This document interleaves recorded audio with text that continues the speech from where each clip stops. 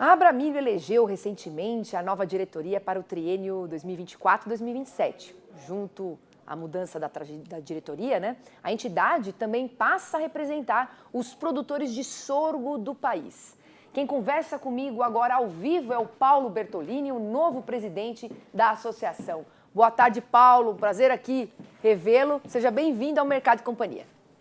Obrigado, Priscila. É um prazer enorme estar aqui com vocês.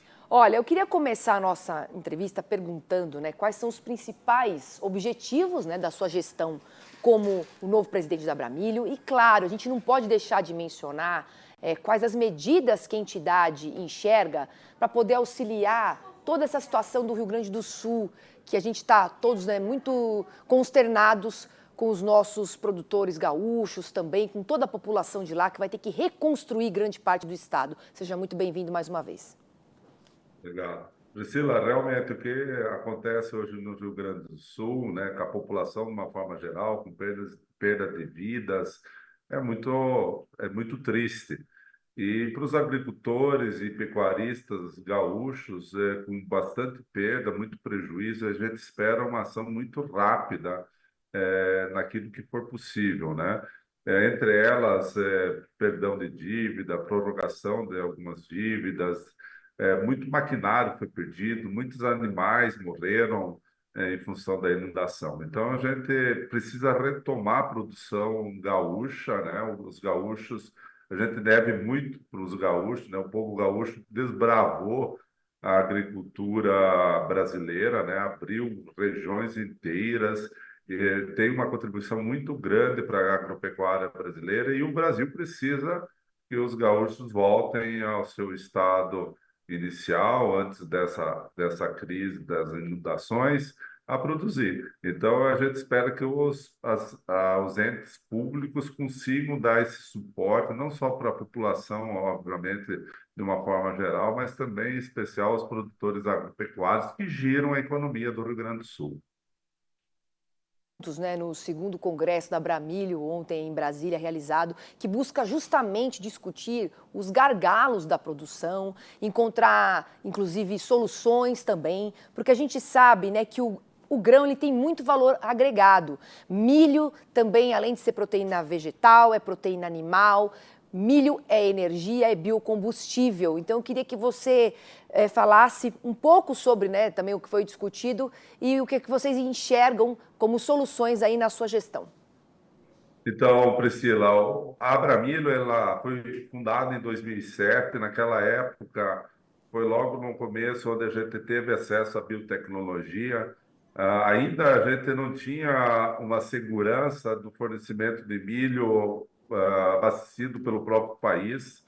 A gente começou a ter essa autonomia e se tornar o maior exportador de milho do mundo ao longo desses anos, com muito trabalho, mas também pela incorporação de tecnologias, e aí eu faço uma referência especial à biotecnologia. A Abramillo trabalha internamente nas grandes discussões dos temas nacionais que afetam, né, o dia a dia do produtor brasileiro. Atua nas cadeias, né, de consumo do milho, né, temos a presidência, né, da Câmara Setorial de Milho e Sorgo, lá do Ministério da Agricultura, isso nacionalmente. Então, a gente discute novas moléculas, né, as audiências públicas, a gente trabalha para ter uma sincronia muito forte entre aquilo que a gente tem de acesso à tecnologia, que já é possível, mas que a gente não tem ainda liberados no Brasil e também internacionalmente. E lá internacionalmente a gente fala muito na participação da MAISOL, que é a Aliança Internacional de Produtores de Milho. Une os produtores brasileiros, argentinos e americanos. Juntos nós produzimos 50% do milho mundial e mais de 70% do comércio internacional. Embora a gente seja concorrente, a gente senta junto e faz missões fora do país, justamente para discutir essa questão de barreiras comerciais, na verdade, que são usadas como barreiras sanitárias. Então, a gente trabalha muito também internacionalmente e o Brasil cresceu muito a exportação, Sim. justamente por esse trabalho externo que a gente tem feito ao longo desse tempo. E, obviamente, lá o nosso congresso, é o segundo esse ano, a gente falou bastante também sobre política agrícola, a política como de uma forma geral, plano safra, que precisa ser modernizado. A gente não pode trabalhar um plano safra com uma subvenção tão pequena, porque a agricultura brasileira cresceu muito, a demanda de recursos é muito maior, a economia gira muito em função do que se produz lá no campo.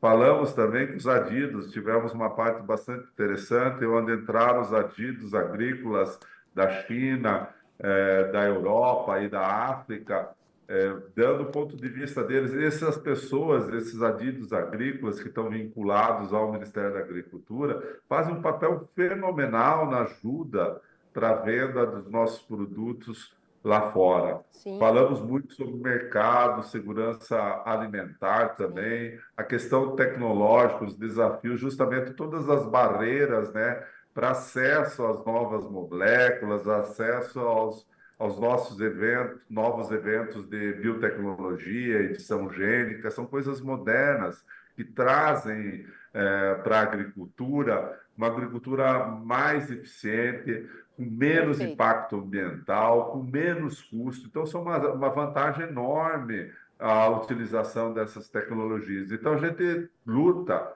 para que os processos provatórios, né, tem todo um caminho para a liberação desses produtos, não só aqui para uso no Brasil, mas primeiramente lá no Claro. exterior, onde os nossos produtos vão receber, né, vão Certo. ser comprados, processados. Com certeza. É por isso que saímos, né, na década de 70 de importadores de milho para grandes exportadores agora, 50 anos depois.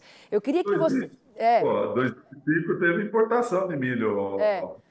Mas eu queria que você falasse um pouquinho também, agora só para a gente finalizar, viu, Paulo, contasse para a gente como que surgiu essa ideia de agregar a associação também com produtores de sorgo e qual que é o real potencial produtivo no Brasil.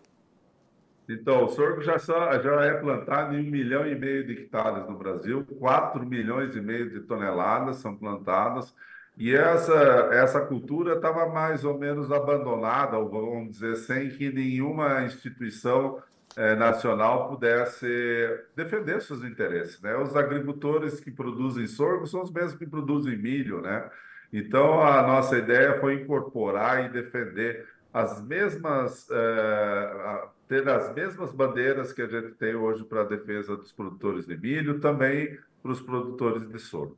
E o sorgo, uma cultura mais resistente também às intempéries, inclusive à estiagem. Com Então, certeza. tem janelas de plantio mais longas. Sim, Ele não vai substituir o milho, mas ele vai complementar sim. como uma opção viável para o agricultor. Potencializar. Paulo, olha, muito obrigada novamente aqui pela sua entrevista, sucesso na sua gestão e até uma próxima oportunidade. Obrigado, Priscila. Abraço a todos.